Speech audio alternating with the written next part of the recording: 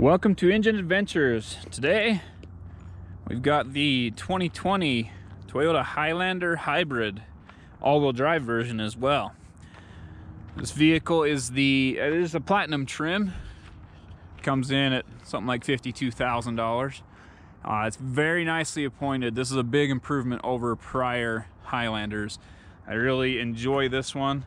I have driven some older ones and this is a big improvement. The hybrid system works really well. It transfers between the gas motor and the hybrid motors really quickly and smoothly. You don't really notice it. The CVT is not trying to be a regular automatic transmission with gears. You don't get those stupid fake shift points that hurt economy or hurt power depending on what it's doing.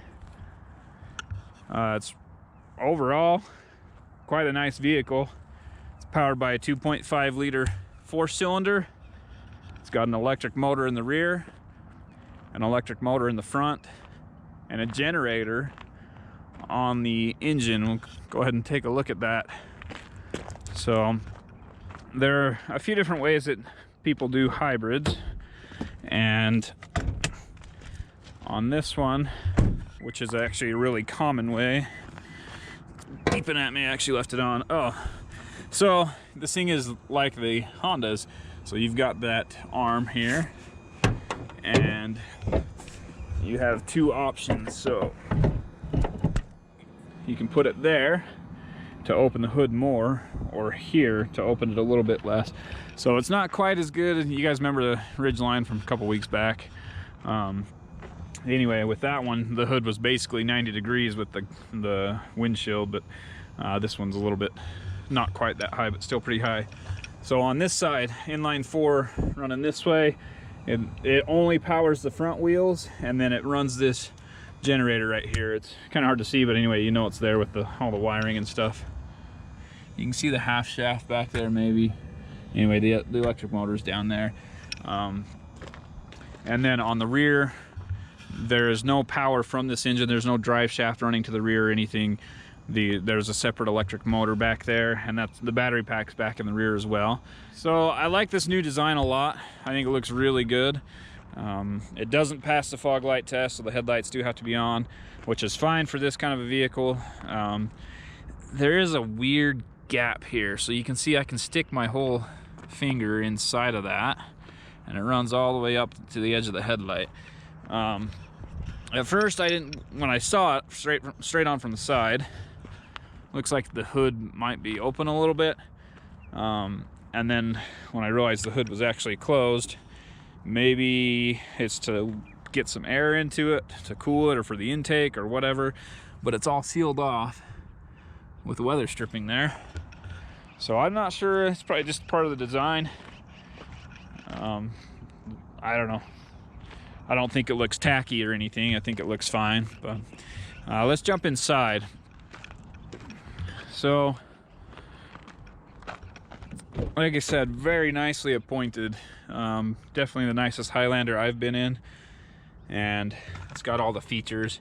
Automatic high beams, that's the 120 volt outlet in the rear, heated windshield or windshield wipers, and then surround view cameras. That's to open the rear hatch. It's got lumbar support on the driver's side, the passenger side does not.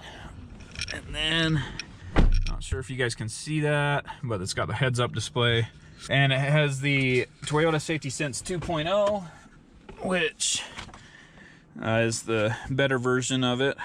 It comes with the 6 different features there: the pre-collision system with pedestrian detection, lane departure alert with steering assist, automatic high beams, dynamic radar cruise control, or full speed range dynamic radar cruise control, lane tracing assist, and road sign assist.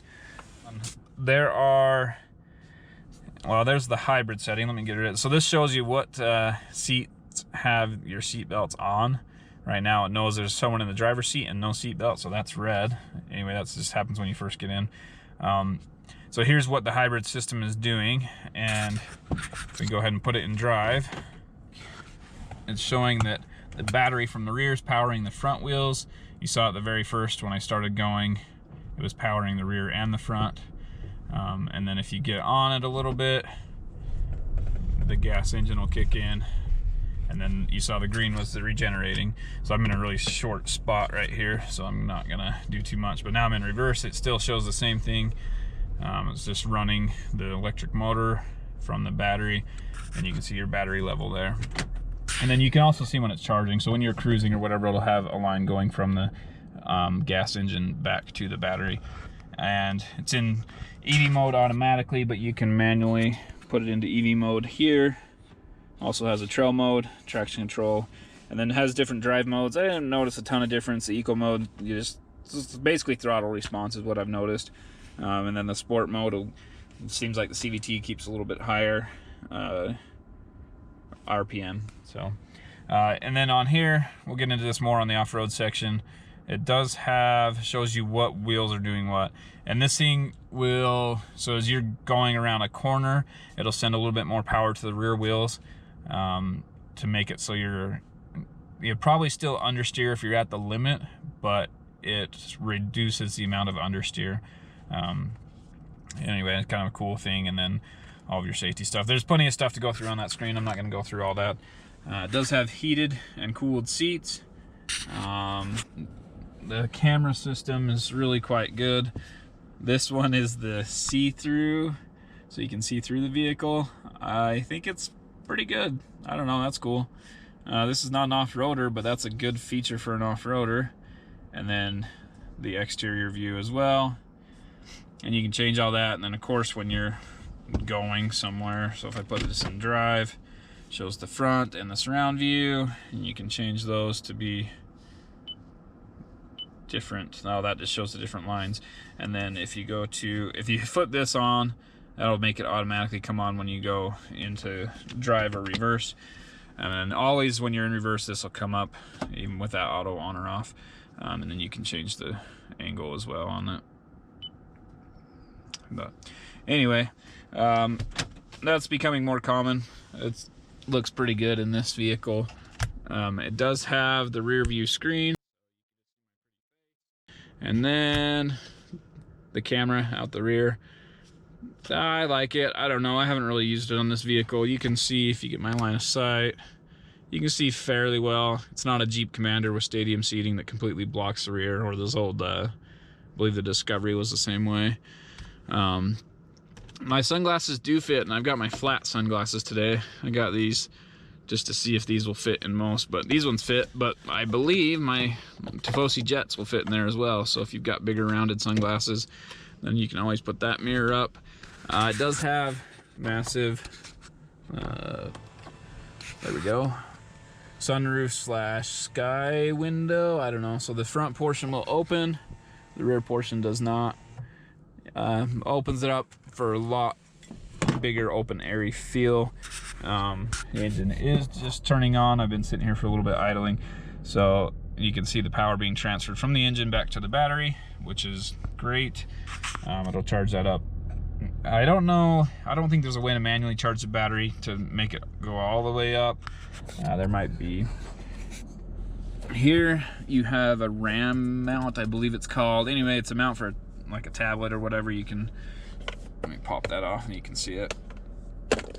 So you can see there, you can mount, you put an arm in there that mounts for tablet or whatever. Let me get it back on. And then power outlets there. This is the USB to connect to the infotainment, and then these two are just for power charging. There's someone else's hair tie in there that came with the vehicle, pretty sweet. 12-volt power outlet, a couple of cup holders, and this is interesting to me. Let me turn it this way. So from the driver's view, you open this up and you've got wireless charging, and then underneath that is your center console storage, and then you've got this tray in there as well. So if you've got something down there in the bottom, it's going to be fun to try and get down there and get to it. There is a power outlet in there. Overall, that's like a decent amount of space, if I can get that right. There we go. It's a decent amount of space in there, but to get in there all the way down to the back, you've either got to take a bunch of stuff out and move a bunch of things, or just don't put stuff in there. So at least small stuff. Decent sound system, JBL. Let's go over, I guess we'll go over the pricing right now, and we'll move into the rear seats after. So there you go, the Highlander Hybrid Platinum L4 all-wheel drive. The color is a ruby flare pearl. It's kind of a nice red, deeper tone, not as bright, but still a little bit bright. It's kind of in between, I don't know. And there's the 2.5 liter 4-cylinder engine with a CVT transmission and electronic on-demand all-wheel drive with trail mode. And then of course all the different standard features that are in here: 20-inch rims, LED headlights, adaptive front lighting, heated mirrors, JBL 11 speakers with a subwoofer and an amp, lots of charging ports, Android Auto, Apple CarPlay. It's got two 120 volt outlets, and comes with a full tank of gas. So the color for the paint, 425, carpet floor mats, 318, and the cargo crossbars on the top, 350. Universal tablet holder is $100, so that's the universal tablet holder. So the base price, I don't see the base price, but with you've got $1,000 worth of options there, and then $1,120 in delivery fees. Oh, there's the base price, $50,200 with everything in. This is $52,512. And there's your fuel economy. So 35 city, 34 highway, for a combined 35. And I have no idea what I've been getting, but it's probably around that. Interesting. I don't know if everyone's this way, probably not, probably just me.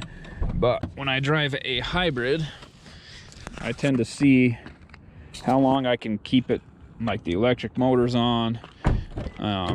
Try to see how much I can charge the battery while I'm driving, and all of that fun stuff. So I have the driver's seat where I would set it, and then you can see I set this seat. You can go, which one is it? There's a couple handles here. There we go. So you can go all the way back to here, but I'm gonna set it to, you know, something that's still comfortable, leaves me a little bit of room, and then climb back into the third row.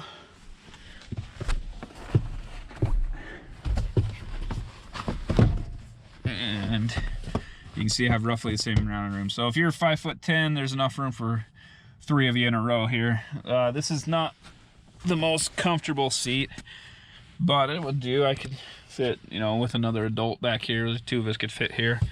And then the seats, of course, fold, but they don't fold flat. I don't know. It's kind of a decent load space, and you can move this seat. You see the track there, so you can move the seat back so these two are touching, to give you a bigger flat space. But it's not too cramped back here. I mean, you can see, hopefully I'm getting that view, you can see my head there. A little bit of headroom, not a ton, and not much in the way of amenities in the rear seat. You just got a couple cup holders. But up there in the second row seat, you got the 120 volt outlet, along with some USB charging, heated seats, and your own climate control. Of course, there are vents up here for the third row as well. So pretty decent, actually. And it does come in 8-seat configurations, not on this highest trim. The seat does a lot of things. So here, tilt and slide, or once you already tilt it, come down here and hit this, well, pull this, and then it will go flat. And then, like I said, you can still slide it when it's flat, so you can slide it back so it's even, or slide it all the way forward if I can grab the right handle. Maybe you have something longer, it needs supported out here on the end, but not as much in the middle. Anyway, a lot of adjustability on these seats. And of course, they do recline a little bit. Not bad. I actually like those seats quite a bit. One more thing before we close it, it does have these vents, or shades, sorry, not vents, window shades there to cover it. If you got a 3-year-old, probably just sit there and do this all day. And then these are manual child locks. A lot of vehicles now will have a button you push on the driver's side door that will do that, so you don't have to do it manually,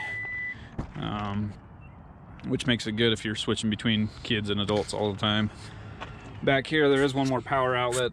It's another 120 volt 1500 watt 3-prong, and then behind this are some fuses.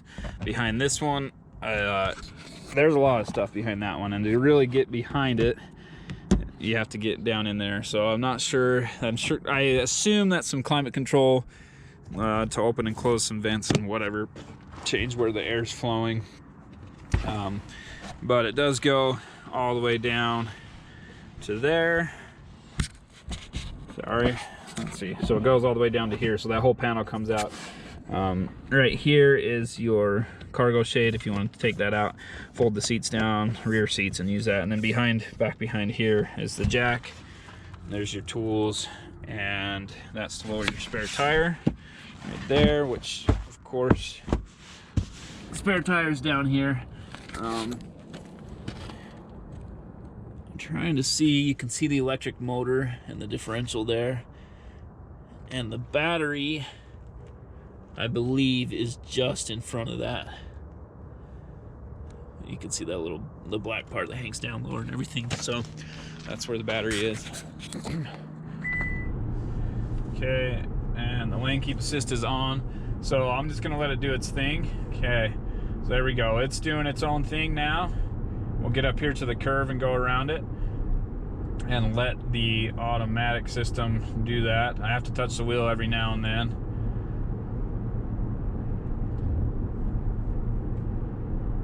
So this is doing it all on its own. I just upped the cruise control speed. I got someone right behind me. That's actually a little bit smoother than I noticed when I was on the freeway. It's not too bad, but you still can see the wheels constantly making little adjustments. On the freeway, it was almost giving me a little bit of motion sickness. I mean, not really, but I even now I can feel it. It's not super smooth in all of its little minor adjustments, and maybe that's just because I'm not driving. Let's see if it's stopping. Sweet, it's stopping on its own.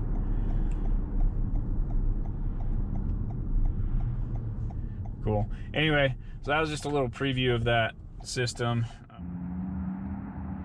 All right, thanks for watching Engine Adventures review of the 2020 Toyota Highlander.